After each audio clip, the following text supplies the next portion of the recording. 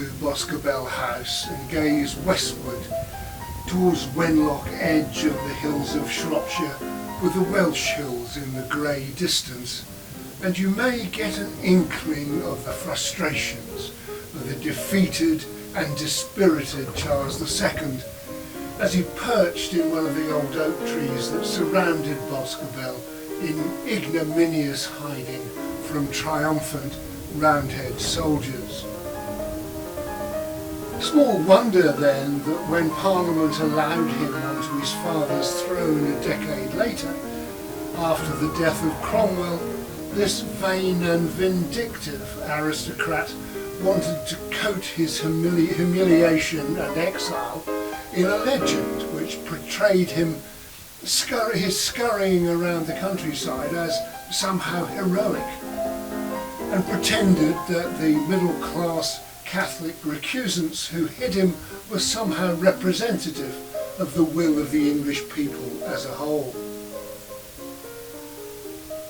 Now that's how this odd building first became part of some fine fakery,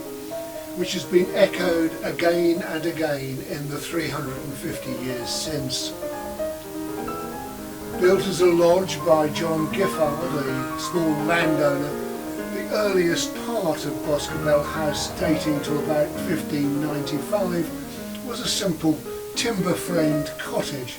which now forms part of the north wing of the present house. A few years before Charles arrived on the doorstep, he added a three-storey wing, and it was all set in dense woodland rather than today's open fields, and probably intended as a hiding place for his fellow Roman Catholics.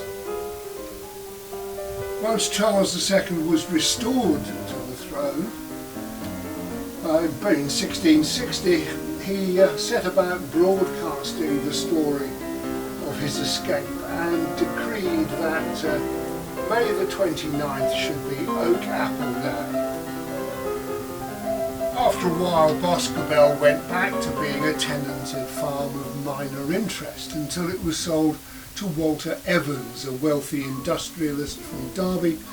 who bought the estate for his two nieces, Elizabeth and Frances,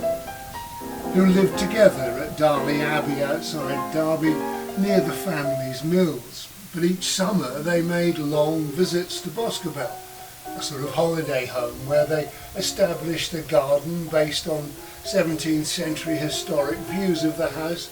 and refurbished the house in a romantic, which is the polite way for saying fake, antiquarian style to evoke its appearance at the time of Charles II's visit. They added painted beams where none existed before, and ironically in the process hid elements of the Stuart house, and once again it became something of a tourist attraction. The Victorians loved romanticising English history without too much concern for reality, and were happy to embellish any royal reputation if it gave polish to the pretensions of Victorian empire builders. Boscobel remained part holiday home, part tourist destination, even after 1918, when it was bought by the Earl of Bradford of nearby Weston Park. But another World War, and in 1954 Lord Bradford placed the house in the Ministry of Works custodianship, and it transferred to English Heritage's care when it was set up in 1984. English Heritage set out to recreate its appearance in the 19th century, which is one of the reasons all that black and white paintwork still exists, and they're now aiming to restore the land around it to its Jacobean appearance, planting it with oak saplings to provide a woodland setting for the royal oak itself and the house once more. The house may seem homogeneous at first glance, but the three stages of building are clear enough. The 16th century farm is easily distinguished from the 19th century farm, which adjoins it at right angles. And the newer farm is brick built but painted black and white to simulate timber framing. The main house, built by John Giffard around 1632, is mainly hidden behind both the earlier and later structures. But it is genuinely timber framed, part brick, but covered in stucco, first applied in the 18th century to cover up faults in the structure and materials, and maintained with a disconcertingly modern looking finish by English heritage. However, it's all part and parcel of this house,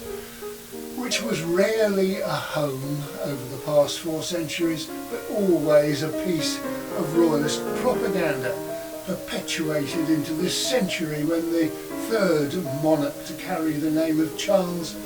planted a replacement oak 22 years ago when he, like his earlier namesake, was a king in waiting.